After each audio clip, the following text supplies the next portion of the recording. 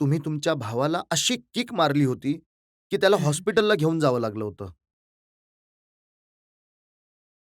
इतकी मी खोडकर आहे, खोड्या आहेत. हे लहानपणापासून देवाने कदाचित अं, मला असं जन्माला घातलंय. काहीतरी बनण्यासाठी कदाचित काही माहीत नव्हतं त्यावेळी.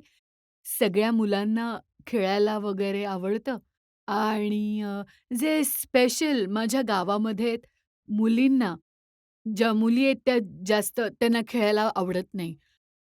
आणि माझ्यात तर वेगळीच एनर्जी आहे आणि वेगळा इंटरेस्ट आहे. जे काही मुलींचं सामान मला आवडत नसे आणि जे काही मुलांचं सामान जे मग कपडे असू देत किंवा खेळणी असू देत, तेच त्यांना टक्कर देते, चॅलेंज करते.